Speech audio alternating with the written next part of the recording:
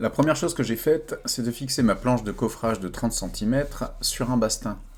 Pourquoi un bastin? Pour trois raisons. La première, comme vous l'avez vu, c'est que j'ai besoin d'un déport de 5 cm de chaque côté. Je vais donc fixer ma planche de coffrage à 5 cm du bord du bastin. La deuxième raison, c'est qu'il me manquait 5 cm en profondeur, c'est-à-dire que mon carré de béton affleurait au niveau du coffrage, au niveau du bout du coffrage. Donc mettre un bastin contre le mur me permettait de gagner 5 cm de profondeur, qui me permettait de respecter la règle de l'entourage autour du carré de béton. Enfin, la dernière, qui est peut-être une précaution inutile, c'est que je voulais quelque chose de lourd et de costaud à cheviller dans le mur.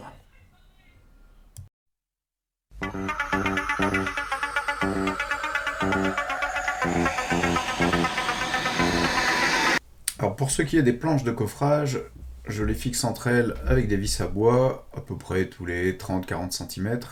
Plutôt qu'avec des clous, je trouve ça plus résistant et effectivement le coffrage a parfaitement tenu. Pour ce qui est des bastins, ce sont eux aussi qui participent à diminuer le risque d'écartement, de pousser du béton. Donc là, je suis venu carrément percer à travers, puis à travers le mur et taper des chevilles à frapper.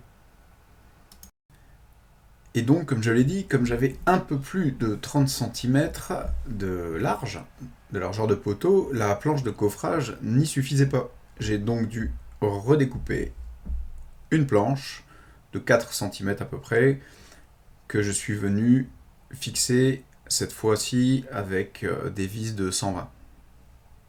Je viens ensuite placer mes serre-joints de maçon en fonte qu'on m'a donné, que j'ai eu un peu par hasard. On m'a dit que ça coûtait assez cher. Donc j'imagine que les serre-joints classiques feront tout aussi bien l'affaire.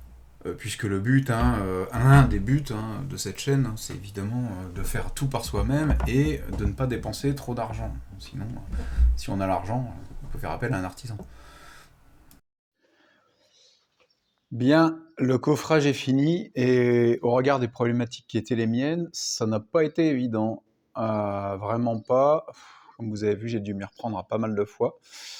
Alors j'ai ajouté quelques petites sécurités, je vais vous montrer. Voilà, puisqu'il paraît que le béton pousse et tire, je ne sais pas comment il fait les deux à la fois, mais il y arrive, et qu'il n'est pas rare que les coffrages pètent ou s'ouvrent.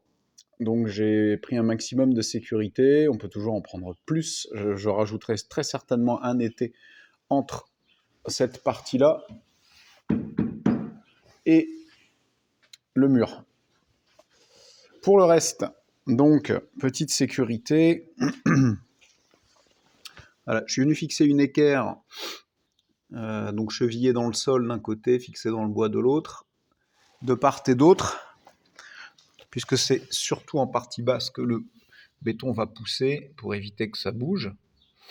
De toute façon, aucune importance, puisque je vais réagréer tout mon sol ultérieurement, aucun souci. Donc vous avez vu 4 serre-joints costauds en fonte, qui devraient normalement faire le boulot, plus bien les bastins qui sont fixés dans le mur avec des chevilles à frapper. J'en ai mis que 2 parce que j'en avais pas plus, 2 de chaque côté.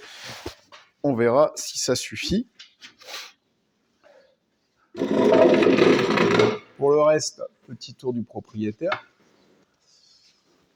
Donc vous voyez, j'ai essayé d'être à ras de l'IPN.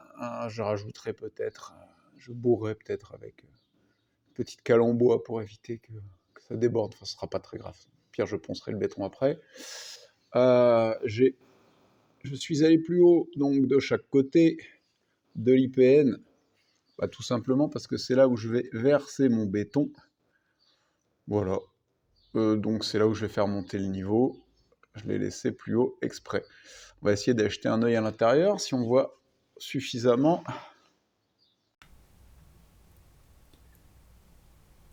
Voilà, petite coloscopie en direct. Superbe point de vue. Donc voilà, c'est la fin du coffrage du premier poteau, car le deuxième ne va pas se passer tout à fait de la même façon. Vous allez voir, on va bien se marrer. Comme vous voyez, j'ai rajouté un étai sur la face intérieure du poteau, plus quelques planches pour donc prémunir contre toute poussée. On va enfin pouvoir passer au béton proprement dit. Allez, c'est parti.